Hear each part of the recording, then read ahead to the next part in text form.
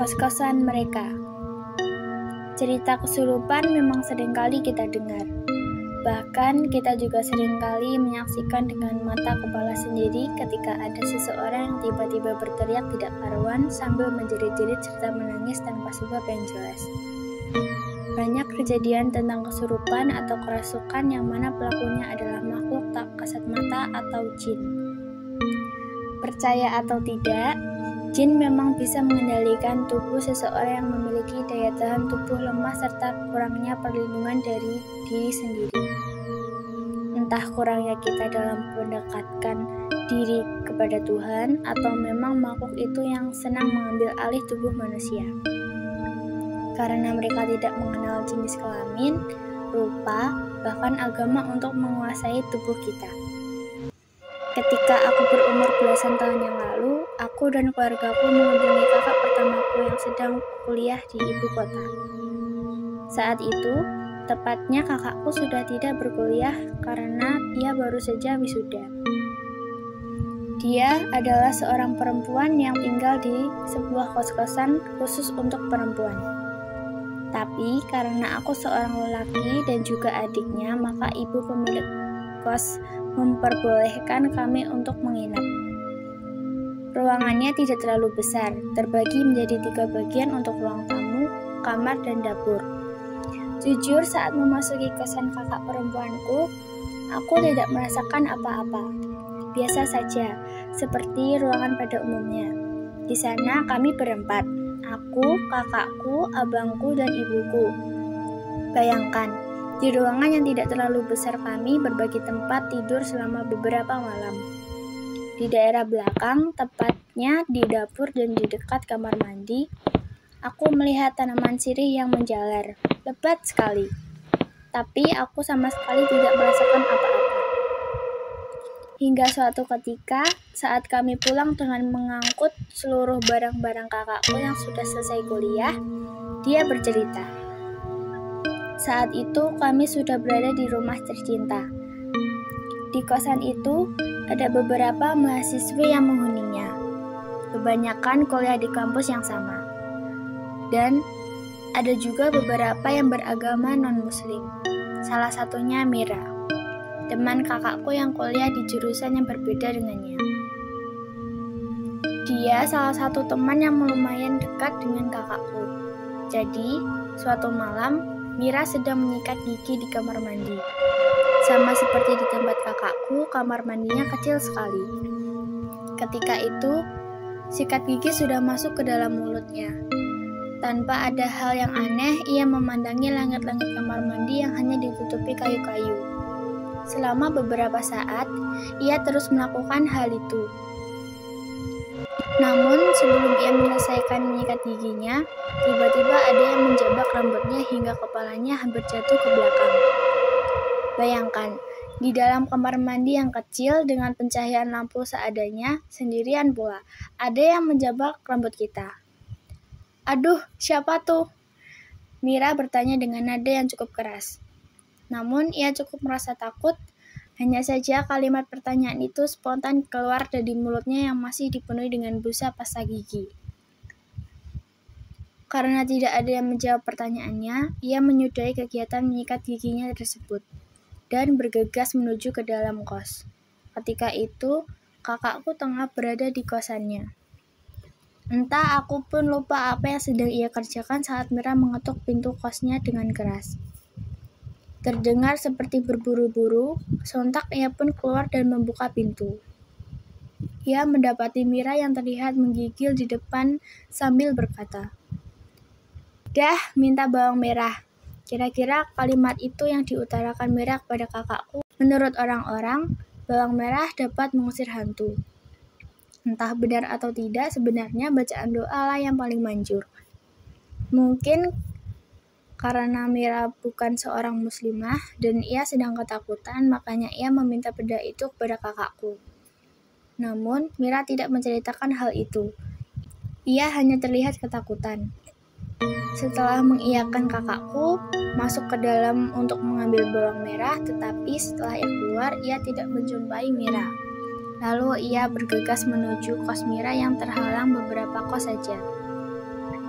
Jujur, aku lupa bagaimana keadaan Mira saat kakakku menceritakannya.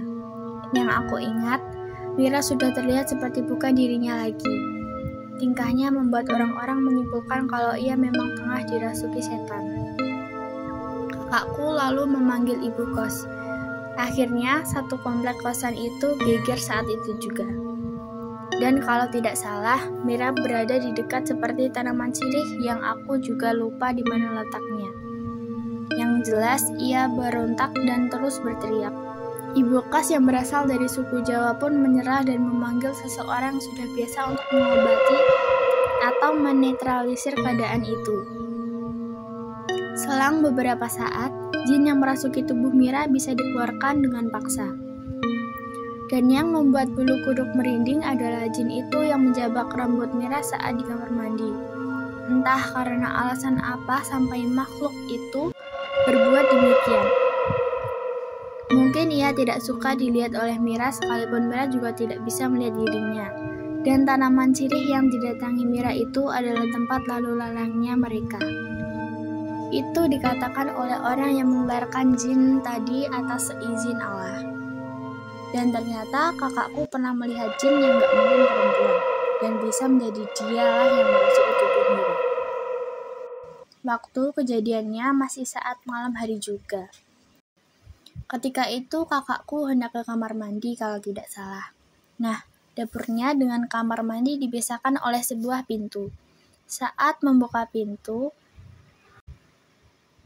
ia melihat dengan jelas sosok perempuan berambut panjang dan hanya separuh badan yang melayang ke udara. Separuh badan, dari kepala sampai pinggang.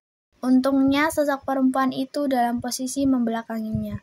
Namun, karena saking terkejutnya, kakakku mundur perlahan dan saat akan berbalik kepalanya, terbentur tembok. Keesokan harinya, ia demam. Mungkin karena syok. Kenapa aku menyebutkan mereka juga menghuni di sana? Karena yang tinggal selain para mahasiswi di situ memang bukan hanya manusia, dan bukan hanya sosok jin perempuan tadi, tapi ada selainnya. Cerita selanjutnya dialami oleh kakakku. Suatu malam, ia tidur seperti biasa di kosannya.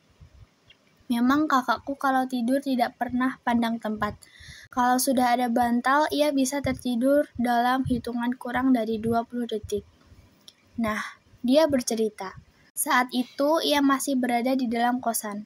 Maksudku, saat ia bermimpi, ia masih berada di dalam kosannya. Tidak kemana-mana. Kemudian ia didatangi oleh 2 orang laki-laki. Aku pun lupa bagaimana perawakan mereka. Yang jelas, aku merinding saat mendengar itu. Kakakku pun bertanya, "Kalian yang tinggal di sini?" Salah satu dari mereka menjawab, "Iya, kami tinggal di sini." "Cuma berdua saja kah?" "Tidak, ada satu lagi teman perempuan kami." Yang menjawab pertanyaan kakakku itu menunjuk ke sosok perempuan yang akan menghampiri mereka. Namun, sebelum kakakku benar-benar melihat wujudnya, ia sudah terbangun dari mimpinya. Lantas ia mengucap istighfar. Siapa yang kuat bisa mimpi seperti itu? Dengan lokasi yang sama, sendirian, perempuan pula.